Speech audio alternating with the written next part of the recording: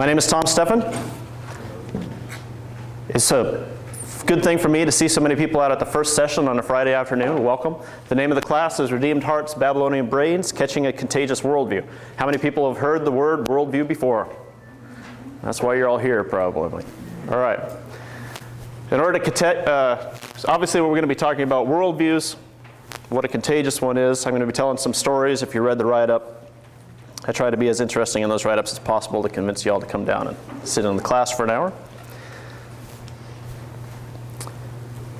This is a picture of my family. There's going to be a couple of classes here this weekend where you'll have a chance to hear about multi-generational faithfulness or multi-generational planning for your family, where the biblical requirements is for fathers to have a view not only for their children, but for their grandchildren, at least a 3-generation or 4-generation model. I have the blessing of having grown up in a family like this. We drove down from the Willamette Valley in Oregon. I live in a little town, well, near a little town. The closest town to us is 6,000 people. So I'm a country boy. We have 13 waterfalls on an 8-mile hike pretty close to our house called Silver Falls National Park. And you can all come up there if you want to. We tell Californians that it rains a lot in Oregon just to keep you all away, but if you want to come, you can. It's a nice place to live. My family's been living there for quite a while. My grandfather, Don, is in the picture here. My father, Jerry, is holding one of my daughters. This means we have a 4-generation family living in the valley. We get together once a month. We average around 40 people at the birthday celebration, and we celebrate everybody that was born that month, because when you get a family this size, there's always too many people to remember their names. But it is a good way to grow up. It has changed the way that, when people talk about the decay of the family in this culture, I think a nuclear family is the decay of the family. I think just a mom and dad and their kids, that's a broken down family in my opinion. Because I grew up with aunts and uncles, grandparents, generations and generations deep. So it's a blessing. Fun way to grow up. This is what my family looks like now when we're not all dressed up fancy. Levi, the 11-year-old I'll be talking about in a minute. Hannah, the redhead in the back, was the one that was doing the handouts when you came in the door. Back in 1996, this is where the first story starts. I didn't have the hair on the face yet. Levi was a little bit smaller, so was Hannah. That's her, I'm holding up in the white. We lived in Korea. Seoul, Korea is population 12 million, in the same geographical footprint as the city of Portland. The entire state of Oregon is 4 million people. So it was quite a culture shock for us to cross over to Korea. This is a picture of my morning commute. The subway system in Seoul, when those 12 million people all try to get up and go to work in the morning, it gets a little bit crowded. I called it human surfing. When you get on the subway, I mean, they have your whole personal space thing is very different in Asia than it is in the United States. So this is my first experience with other people breathing for me. Because you take turns with the person next to you. One exhales, the other inhales. It was a crowd. This is a shot of our neighborhood in Seoul. That's a nighttime picture. With the lights up, you might not be able to tell very well, and I don't know about, who came the farthest today? Is everybody pretty much from the Modesto area? Okay. Out where I live, how far? San Francisco area. Okay, San Francisco. So Frisco, you get this effect, what we call light pollution, at least where I'm from. Okay, you have to drive, you could tell where the closest town is to me because that hill glows. On the other side of that hill, there's nighttime lights. But out where we live, it's dark. I like it that way. I have a hard time sleeping when it's light. But 12 million people, they're up all the time. Some of them are. So the city glows like New York or LA or San Francisco. That's important because the story that I'm about to tell you has to do with when this little guy wanted to be just like his dad. When Levi was this size, we had an interesting situation happen. We were living in a 5-story concrete structure in downtown Seoul on the sub-basement level, which meant our windows showed us people's ankles walking by. And one particular night, August 21st, I could not get to sleep. I ended up staying up until about almost 2 o'clock in the morning with all kinds of different fears going on in my mind, particularly related to my firstborn son. I grew up in a Swiss-German family. We basically are non-emotional men, highly analytical. We don't express ourselves very well unless it's with our tools or our fists. But this night, fear was an issue. Come on in, find a seat. What if a snake came in and bit my son? As if that was going to happen in the middle of 12 million people, right? Could a snake even make it through the city? What if these 5 stories of concrete were to collapse on us tonight? Would I be able to summon the strength to protect my family and get them out. Over and over, repeated fears in mind. I finally decided that I would go to bed. They continued as I laid down. Our room is about 10 feet wide, 3 meters, which meant that Levi slept against this wall. I slept here. Sheila, who's on the camera in the back, slept next to me. Hannah was against the other wall, and that was the size of the bedroom. Space is at a premium. I finally decided, you know what I should do? I should pray for my son. And so I did. And not being a mighty prayer warrior, about 30 seconds later, I ran out of stuff to say. It was also 2 o'clock in the morning. I was tired. Ultimately, my prayer was this: God, you love him more than I do. He belongs to you. You have a purpose for his life. You can protect him. I am very limited in my ability to do that, so guard over him. And I rolled into bed.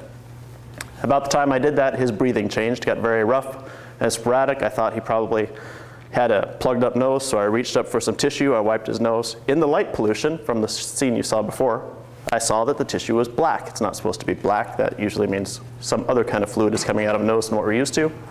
So I decided, if he's got a bloody nose, he's going to start fussing.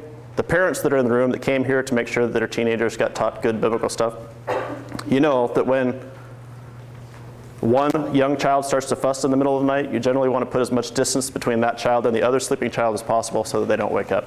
So I picked Levi up and carried him into the other room, the other 10 foot by 10 foot room. When I got in there, I turned up the light and I saw he had blood coming out of his mouth and his nose. There was blood on me. There was a trail of blood going back into the bedroom.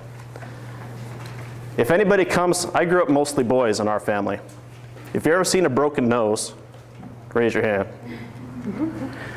Noses can bleed profusely when you actually haven't done any significant damage to the body. If you were to cut your sinuses, there's a lot of blood that can come out of your head, but you're actually in no physical danger. So having had these kinds of experiences, at first you're not concerned, but if I got any nurses in the room, there's certain kinds of blood you don't want to see coming out of people, especially bright red foamy blood. So I've got my 2-year-old son bleeding in my arms, and he's fussing, "Daddy, make it stop." And I decided this is important enough to wake the wife up for. So I went and I woke Sheila up. She came in the other room, assessed the situation. We instantly went into crisis management mode, 2 o'clock in the morning in a foreign country. What would you do first? Call 911. What did you say? Call the doctor? That was number 2. In Korea, it's 119. I don't know why, it just is.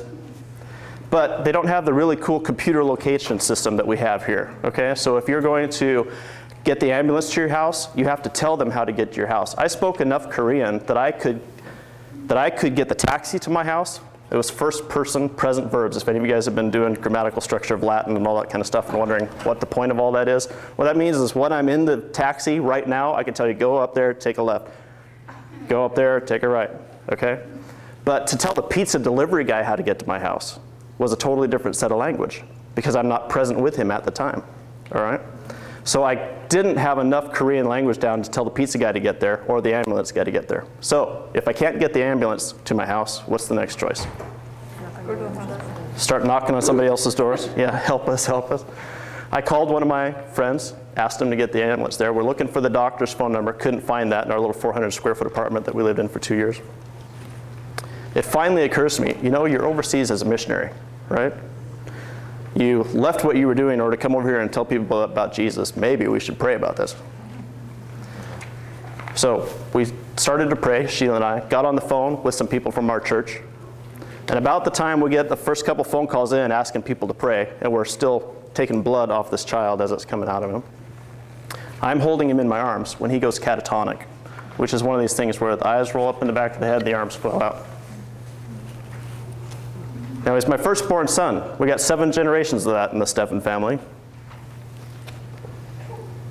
In my family, every night when I put my kids to bed, usually Daddy sings a blessing. I thought this was going to be the last chance that I was going to get to sing to this kid. My crisis management skills were done. I was no longer intellectual man in control of himself. I sat down on the couch holding my little boy, trying to summon up enough vocal control to sing him a song. While I was doing that, Sheila was on the telephone with a friend of ours, Brother Ralph Ugo, who's from Nigeria. If you ever need a prayer warrior, talk to an African Pentecostal. I myself am not an African Pentecostal, but he was. He's praying. We're praying. I almost audibly heard this voice. Do you trust me to heal your son? There's only 2 times in my life where I feel like God has very clearly spoken to me outside of Scripture. And this was one of them. Do you trust me to heal your son? So I had a quick conference with my wife. But the parents in the room, there's going to be a bunch of you like me. And the answer, honestly, was no. No, I don't. I want a highly dedicated and experienced medical staff in here that can tell me what is wrong with this kid and solve it now. You know, like a little ER episode or something like that. So everybody runs around and then we know, and it's done and it's solved. But I did have enough guts to say, Sheila, this is what I think God is saying. Yes, okay. That was a hard thing to do. Anyway, so we pray some more after that. Levi sits up, eyes pop open, blood stops coming out. He looks around, surveys the puddles and the mess around the room, and he says, you've got to clean up this mess. 2 years old, I was stunned. I said, Levi, what happened? You'll meet him at the booth later on. He hates it when people talk about this story, so don't talk about this story. He's 11 now. He's sophisticated, you see. All right. So I get out there. I said, Levi, what happened? And he looks up at me. Jesus healed me. Sits down, starts playing with his toys. Now, in that little 10-foot by 10-foot room, if I didn't have the mic tail on that I've got today, I was doing laps with my arms up in the air. Praise the Lord. All right? We were happy. We waited around the house. There's much, much more to the story that I'm not going to tell today. We finally went to bed. Before I went to bed that night, I sat down in my journal and I wrote everything that happened so I wouldn't forget which order things happened in, because human memory being what it is, we forget these things. Next morning, I get up. Now, some of you are wondering, some of you are cognitively aware enough that you're saying, this is a worldview class. Why is he telling me this story? But it's a great story. We love to hear when God does these things. Have you ever wanted to see a miracle? Have you ever prayed, God, this would be much easier for me to believe if I just could see a miracle? Next morning, I get up, dressed up in clothes like these, and I'm off to the office where I work with Food for the Hungry. On the way to the office, I had just about convinced myself that this was not a miraculous event. You are a foreigner in a strange land in the midst of culture shock. If you would have gone to the hospital, they would have laughed at you and said, crazy Wagagan, you know, stupid foreigner. Go home. This is just a bloody nose. You're overreacting. Because I was raised in a system as a public school survivor in the United States of America where the way that I was trained to look at reality was not through spiritual glasses by any stretch of the imagination. And one of the reasons why I didn't expect God to respond miraculously to my need is because I had been conditioned to see things not that way. So this is where we're talking about worldview. Worldview is like a set of glasses for your mind. It's also like ruts in your brain. It's patterns of thinking. And if you got ruts in your brain, sometimes it's hard to get the cart out of the ruts. So even when I had a supernatural event happen in my arms, I wasn't able to seriously recognize it and hold on to it. So I'm walking to the office and I said, I'm never going to tell anybody about this. I will be so humiliated and embarrassed. I'm not going to put it in the prayer letter back home, none of that.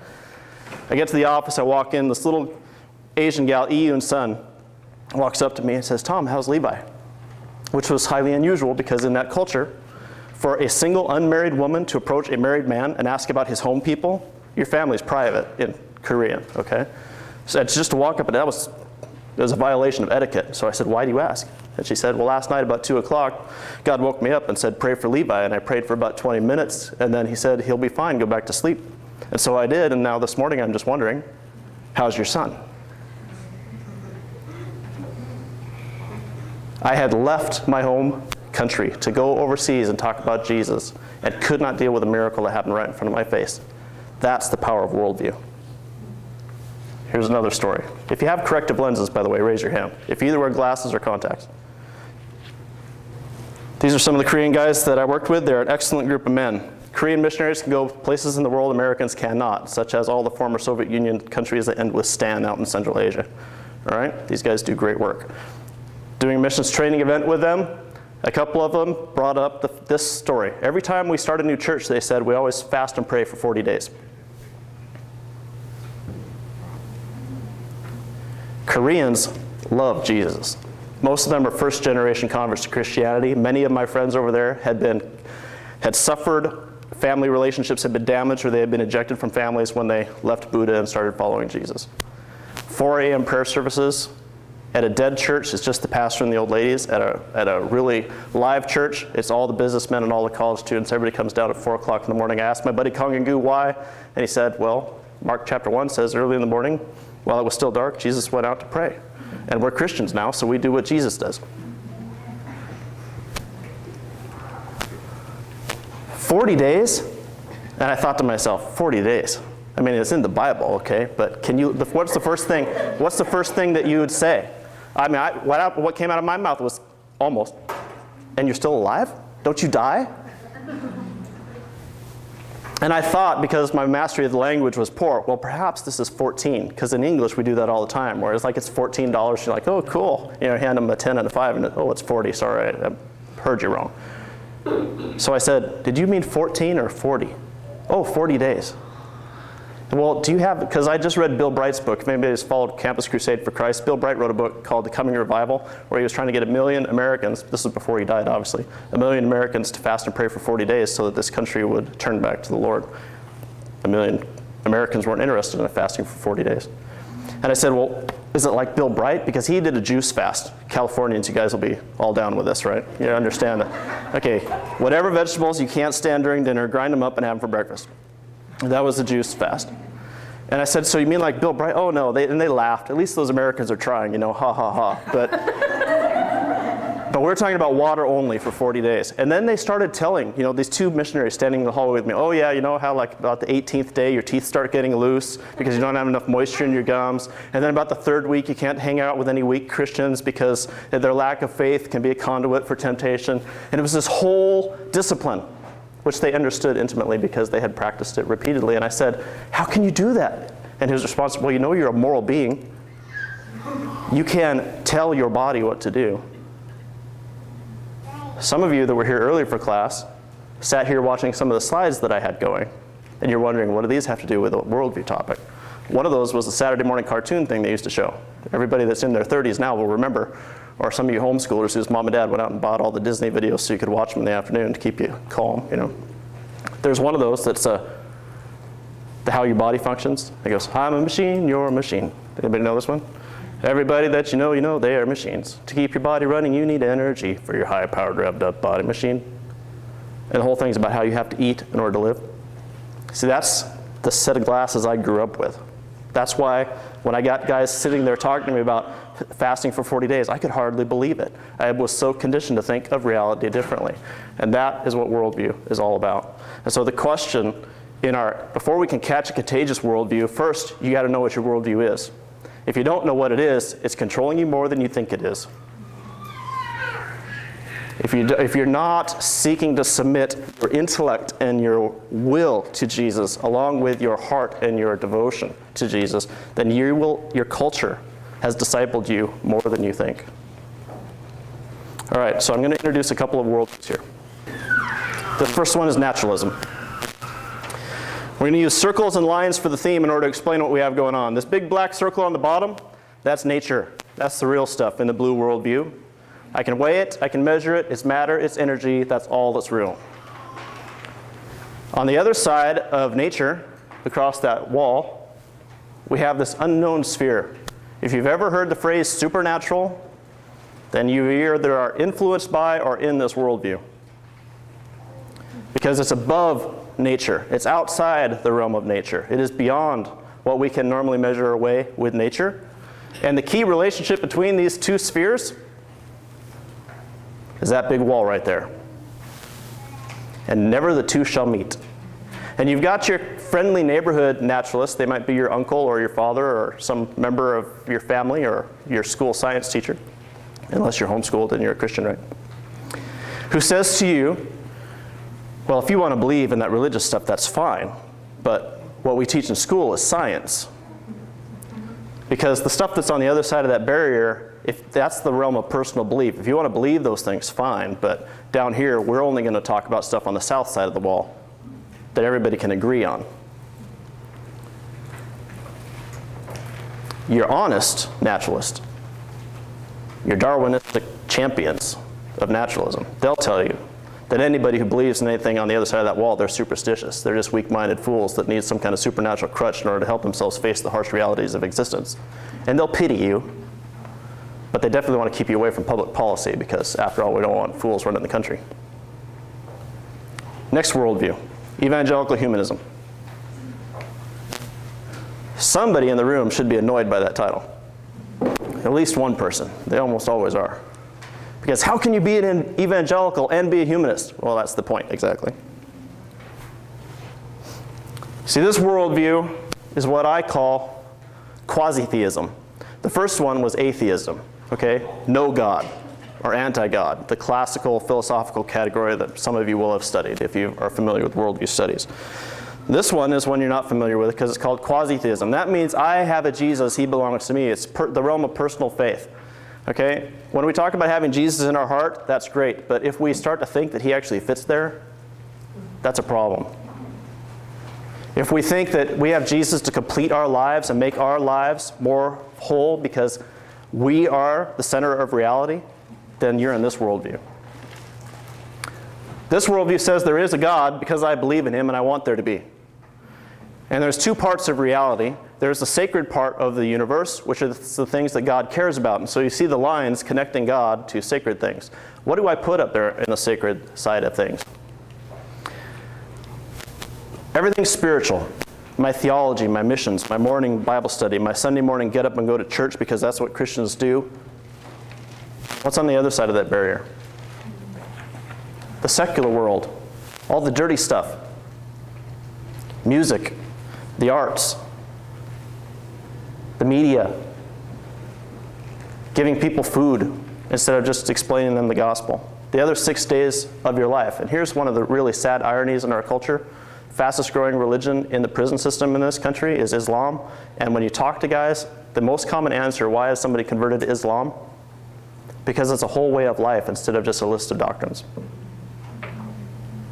And why is that answer sad? Because Christianity is supposed to be a whole way of life. And we're the ones that let them think that it's just a list of doctrines. Well, you have to believe this and this and this.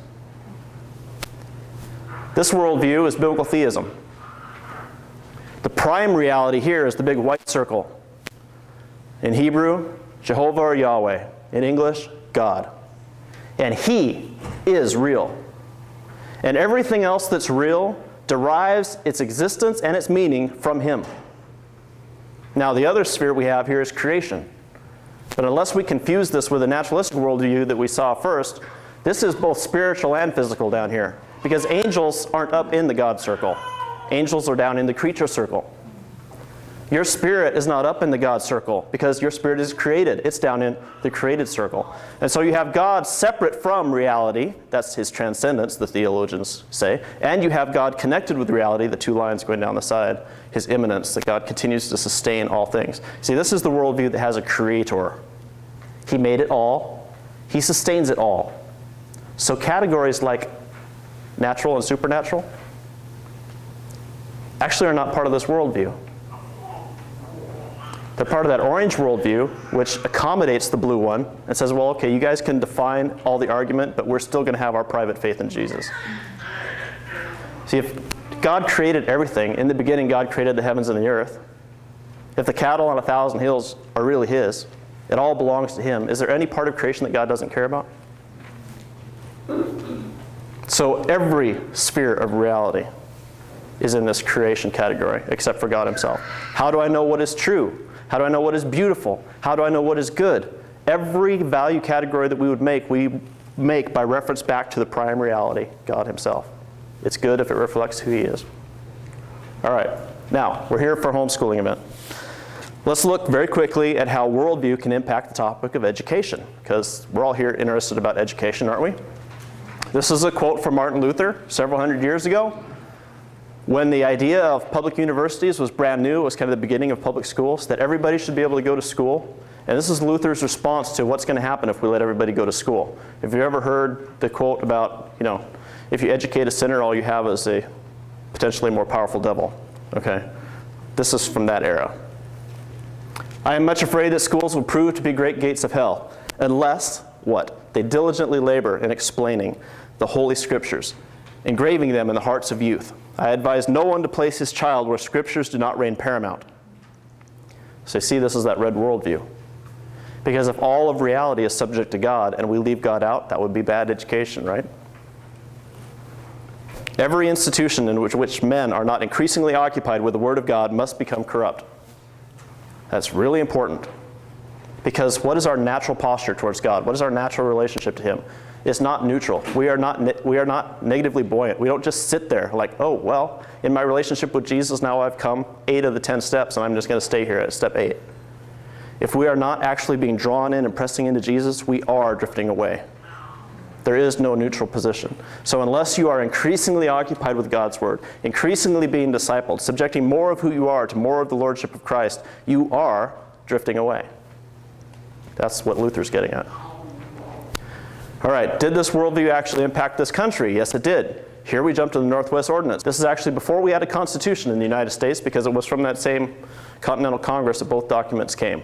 And they're looking across the Ohio River, and they're going to say, well, if we're not part of England, then what are we going to do with all this other country out here? Because we're not going to wait for the Europeans to decide. And there's a whole bunch of stuff in the Northwest Ordinance, but in Article 3 you have this quote. Religion, morality, and knowledge being necessary to good government. Pause. Religion, morality, and knowledge being necessary to good government. How long has it been since you had a California state rep who stood up and said that? And the happiness of mankind. Schools and the means of education shall forever be encouraged. Now in the state of Oregon, I've actually heard somebody present this quote from the Northwest Ordinance as proof that from the beginning in this country, public schools were important. Because it says schools right there. What does it not say? It does not say government mandated, government funded educational institutions for the indoctrination of the next generation. And if you look at the context in Article 3, it's actually talking about the Indians. Because also in this area you have like the president of Princeton saying, well, of course, this is when Sunday schools were just getting started too. Of course no self-respecting Christian man would let any other person teach his children the faith. But for families that don't have a Christian father, we have to have Sunday school. All right, here's a great guy. If you don't know who Fisher Ames is, write his name down and go study him. Use him for a unit study. He's one of these great lost founders. Just about everything he says is spot on if you can handle the Old English. All right? This is a quote from the First Federal Congress, part of what he was saying from the floor. Should not the Bible regain the place it once held as a school book? Now, look at the year, 1789.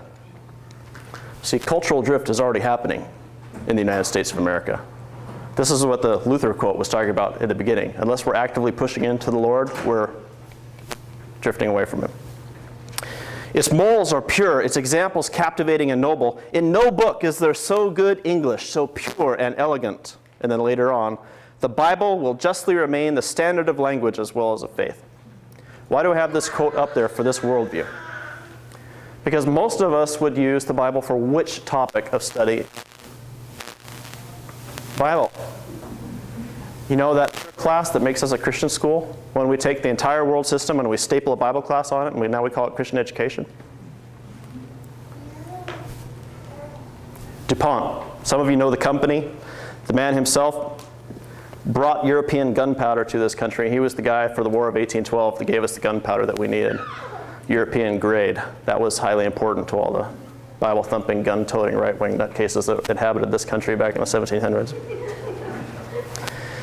And he wrote something called the National Education of the United States of America, and he did not mean by national education the National Department of Education or the government program of education, but this is just a brief quote out of that document. In America, a great number of people read the Bible. See, Frenchmen didn't, by the way. That's the context. He's writing back to people in his homeland. And all read a newspaper. The fathers read aloud to their children while breakfast is being prepared, a task which occupies the mothers for 3/4 of a minute thanks to their microwaves. What is he describing? Homeschooling. All right, what happens? Back across what we call the little pond, the Atlantic Ocean, back in Germany, we find Hegel, a guy who considers himself a follower of Luther at the time, as all Germans did, generally. And this is from, see, there are fans of Hegel still today. If you go to a teacher school, like my wife did, in order to learn how to become a teacher, to work in public schools, you will spend time studying Hegel today at the college level. Why? Well, because his ideology, his worldview is where they want you to be. Now, this quote that I have up here, if you're a fan of Hegel, you'll say, well, that's so unfair. You know, you Christians, you always pigeonhole Hegel, and you just always live, that's like the one mistake he made, but everything else that he taught was good. Well, the one mistake he made is critically important, okay? Because it's a foundation for a lot of stuff that comes later. And this quote is a little wordy and poorly translated from the German, but let's try. Individuals have their function designated, their duty designated, and their morality consists of behaving according to this duty. Interesting. Who sets their duty? Only in the state does man have rational existence. All education tries to make the individual objective in the state. And what he's getting at here is that you're not real until you are in the role that the state has assigned for you. When he says you're objective, that means as opposed to subjective. It's just who you think you are. But you're really real. Pinocchio becomes a real boy when he's out doing what the state has told him to do. And I've sat in plenty of airplanes next to guys in Germany who had it decided for them at age 10 to 12 what their career path was going to be based on what the state needed. So they still do this today. All education tries to make the individual objective in the state. Truth is the uniting of the public and the individual will. In other words, it's true once you realize the state is right. The universal is in the law of God. No, the universal is in the law of the state. Which political structures are built upon the assumptions of Hegel? The Communist Manifesto, 1848. Plank number 10, section number 2. Free education for all children in public schools. This is a plank concept of the Communist Manifesto. Why? Why do we need to educate all the children in public schools? And why are we combining education with industrial production? Because Marx was an economist, not an educator.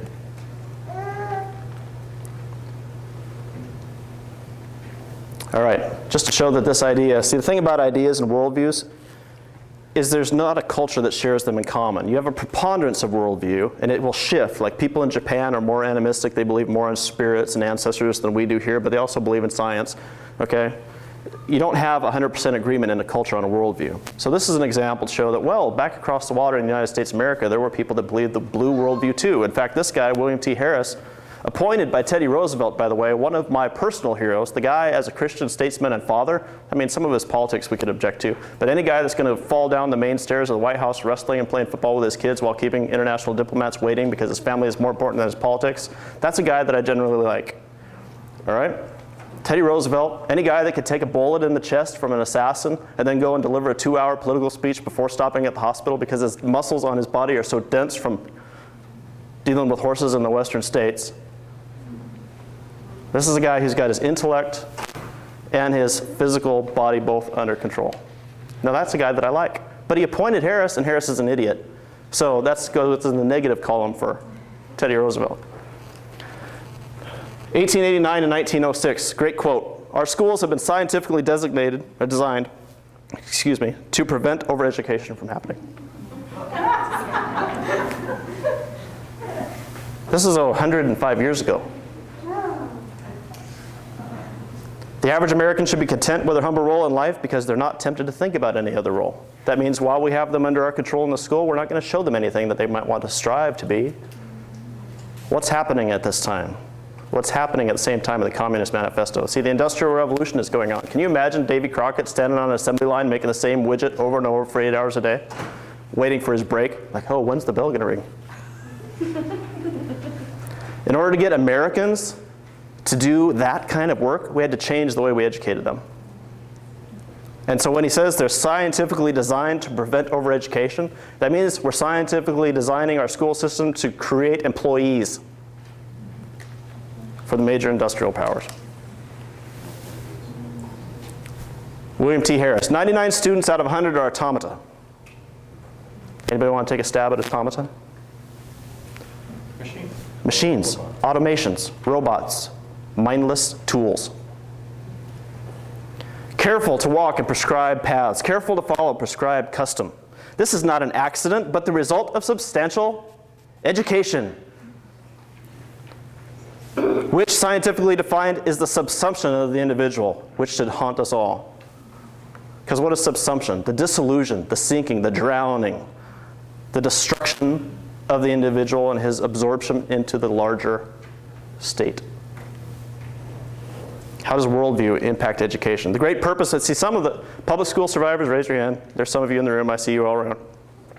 We knew this. We knew there was something wrong when they made us go to school every day and then they rung the bell 2 times just to tell us to sit down. We knew there's something wrong here, but we weren't able to articulate it very well. Well, here it is, well articulated.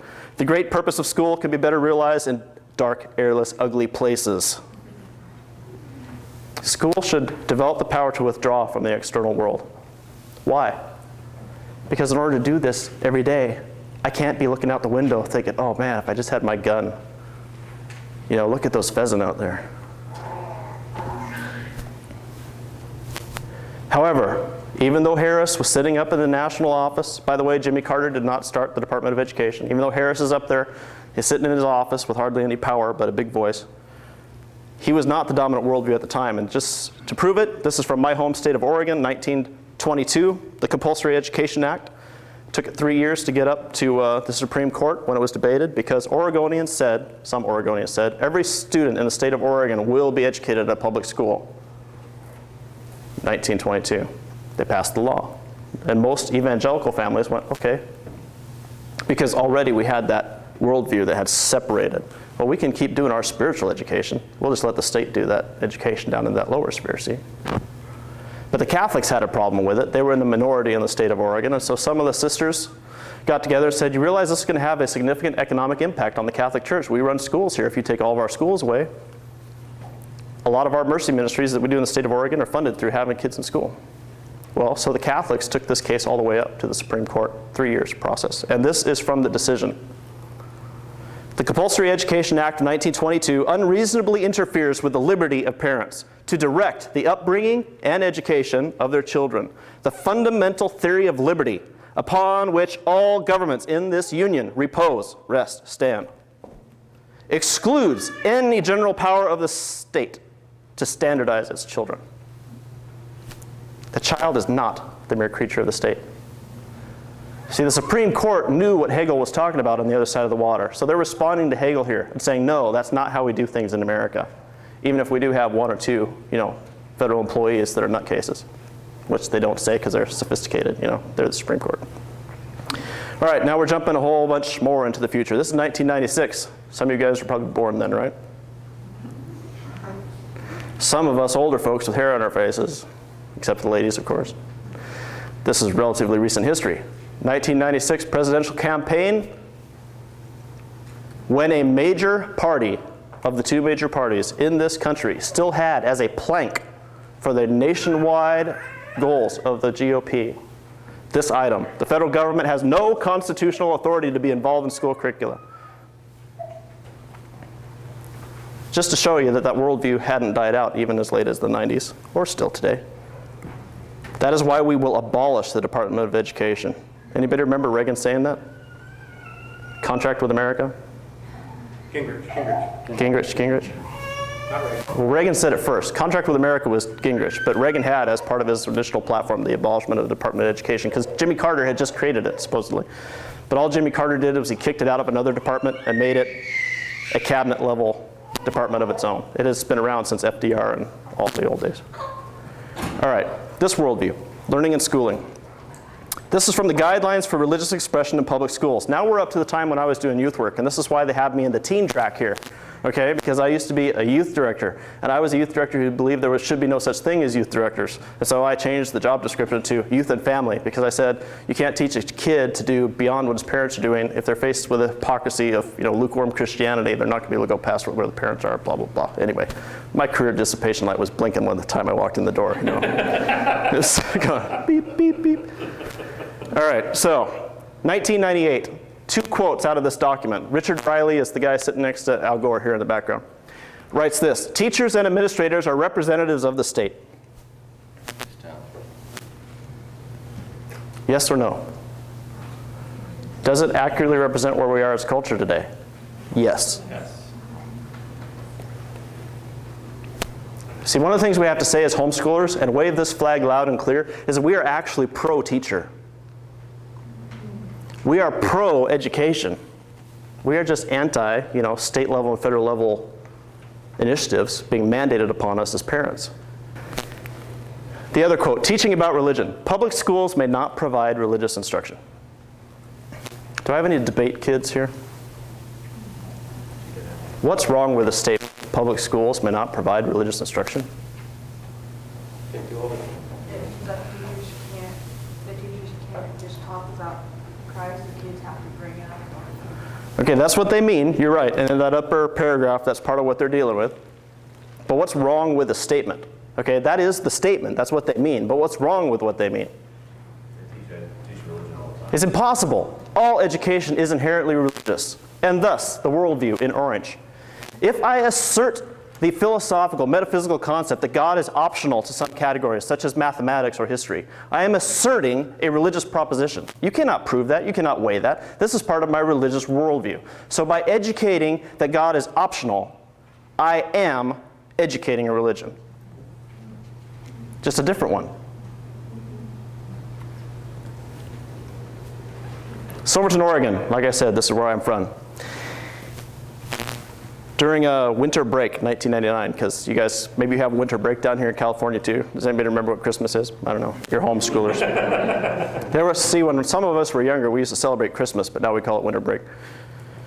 And to celebrate winter break and to encourage participation in school spirit, the administrators of the local high school, student body 700 in Silverton, Oregon, encouraged the kids, let's decorate your lockers for winter break. Come on, kids. It'll make the school look pretty well, be happier for a couple weeks before winter break.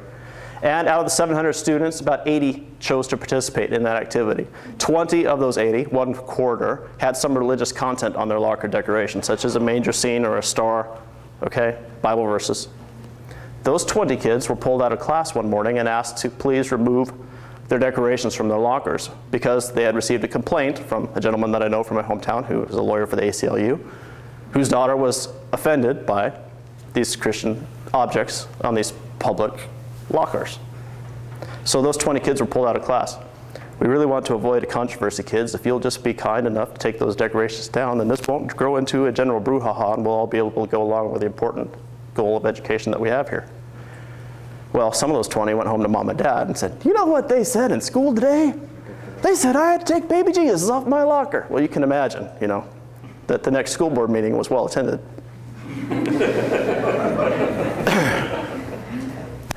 I was there, but before the school board meeting, this official declaration was released. Once they realized that this thing had got out, and okay, we're getting in trouble here, this was the official statement. Locker decorations are to celebrate winter break and may not reflect religious themes. Public schools must remain neutral on these issues. See, that's that same hole we just told you. Can they remain neutral? Is it possible to be neutral?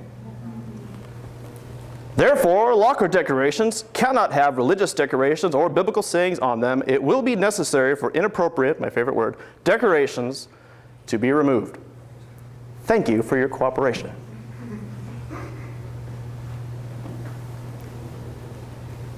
That's the worldview, you see.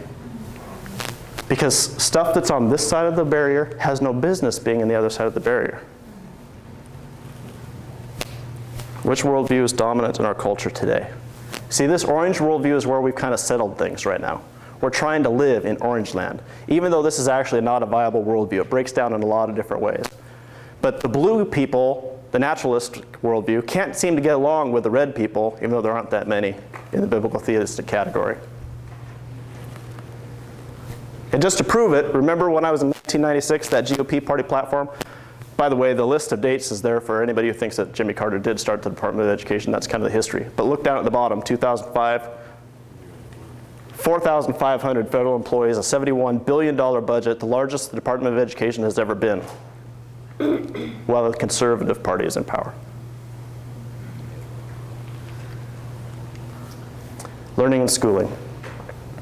These different worldviews have different views on education. In the naturalistic worldview, the blue one on the top, experts are in charge of education. Why is that? If there is no God, if there is no creator, how did everything get to be here? How did everything get to be here if there is no God? You guys know it's the E word. I know you're not supposed to say it in homeschool. Evolution. Random chance, variation of change. There is no God, so evolution is the creative force. If evolution is a creative force, guess what, kids? You're more evolved than your parents. This is why high schools were begun, in order to get kids away from their parents so the kids could evolve more successfully. Because being held back by the views of their parents was inhibiting their ability to move forward. And we don't all evolve at the same speed, I'm sorry to tell you. Some of you are like last generation idiots. Only a few of us are endowed with the mental capacities by which we deserve to rule. And see, I was in the talented and gifted program. And if you go back and read the birth of that program in the 1930s, before we ran into Hitler overseas, when they still wrote publicly about what their goals were, the purpose of the TAG program was to breed the rulers. And everybody else, the other 90%, remember all that stuff with Harris? They weren't going to be challenged. They weren't going to be shown any other options. They were just going to be conditioned to be happy employees. So in this view, we want the most evolved people to be in charge of education in order to help that next generation jump forward as much as possible. In the orange view, very different. Here, parents are involved. Here, parents have risen to the lofty position of student aid. Here, parents turn their kids over to the state to be educated in everything on the southern barrier, okay, in the realm of science and math. And a good parent will be involved. They'll come down and volunteer and say, here, I'm here to help out, help you succeed in indoctrinating my child to see things from this orange perspective. And I will also submit my children to highly qualified professional teachers at church so that they can learn all their spiritual things they need to know from experts too. Because after all, don't we want experts to do this for us? Doesn't that make sense? Versus the red worldview, which is completely different, where families are raising up generations for the Lord. Because God is not just the God of ideas and doctrine, but he's also the God of relationships. When he talks about Abraham, Isaac, and Jacob, he's talking about people that can influence generations. Relationally based education, not content-based education. Psalm 78. For he established a testimony in Jacob and appointed a law in Israel, which he commanded our fathers, that they should teach them to their children. These words which I am commanding you today shall be on your heart. You shall teach them diligently to your sons. You shall talk with them when you sit in your house, when you walk by the way, when you lie down, and when you rise up. Basically all the time, right? But if they're not there for a third of the day every day. This is actually one of the passages of Scripture that converted me to be a homeschool dad. Because my wife believed in homeschooling before I did. I was over there in Korea, and I was thinking, well, we don't want the Korean government to raise our children. I mean, the things that they're indoctrinating children to are objectionable. This is not Christian education. We're not going to do this with our kids. You know, and then my little yellow hypocrisy light goes off when I got back to this country. They're like, wow, look at the government here is doing stuff with the kids too. But it was good enough for me, was it? If you graduated from public school, do you feel it was good enough for you, or do you feel like you got robbed 12 years of your life? Do not be conformed to this world, but be transformed by the renewing of your mind. See, here's the thing about catching a contagious worldview. We have won this battle so many times, you guys. There is a reason why Rome, as pagan as she was, became Christian, at least Christianized. Because the biblical worldview trumps the pagan worldview. The biblical worldview beats the naturalistic worldview, which, by the way, started in ancient Greece, not with Darwin. The word Adam and a whole bunch of those concepts of life without God is 400 years BC. There's nothing new under the sun. Do not be conformed to this world. See, one of the things is, it's not enough, therefore, to hide from the world. It's not enough, if we're going to not be transformed to the world, to withdraw from it and all hide at home and pull the blinds down and say, well, we're homeschooled and we're just not going to deal with these people anymore. Because what we are to do is to be transformed by the renewing of your mind. We have a positive thing that we're aiming for. And that positive thing that we're aiming for is the continued submission of every area of our life to the Lordship of Jesus Christ. And we will be better scientists. And we will be better artists. And we will be better musicians. Because we're better able to see reality clearly. All right, this is the encouragement. Some of you came in here and you're like, worldview, oh boy. As if I don't do enough already. You know, and it's mostly moms here, right, and kids. You can add another subject to this curriculum that I'm managing at home. Please, You don't see how hard it is just for me to get my kids to remember their times tables. The encouragement of this is two things. First of all, what I didn't get into in the worldview categories here is what does it mean to be a human being? In the biblical worldview, you are created in God's image. That means you're capable of more than you think you are. We are not the worldview that lifts up experts to manage the minutia of our life. We're the worldview that says God created each of us individually in His image, and He has a purpose for us. And that we can grow into it, and we can glow in it, and we can glorify Him in all these different things that He has for us to do. That should be encouraging. The second thing is, when it comes to worldview and sorting all these, cognitive disciplines, and it all sounds intimidating when we say presuppositional apologetics and all that, okay, is you do it already. How many of you would mistake coffee for wine? Some of us from the Reformed background, we drink wine. Got to tell you. And then some of us from the evangelical background, we think that those people are sinners because they drink wine. And we're not going to talk about that today, even though I just brought it up. Okay. But let me say, even if you have never had wine in your life, would you ever mistake orange juice for wine? Would you ever mistake grape juice for wine? Even if you don't have personal experience with the category, your mind still clearly recognizes the difference between things that are soaked beans in water and things that are soaked leaves in water, even though they all share water in common. All right? Worldview is very much the same way. Once you learn the basic categories, the basic divisions and groups, you don't have to exhaustively know every different form of this kind of worldview. You can recognize it when it shows up in your movies or in your newspaper or in your political speech or in your friend who comes over to play after they get out of public school or whatever it is. And the thing for us to do, since we're learning how to love God with all of our mind, is quickly recognize it, know what the biblical counterpoint is, so that we can know what we're dealing with and know what the counterpoint truth is. That's what worldview apologetics is all about.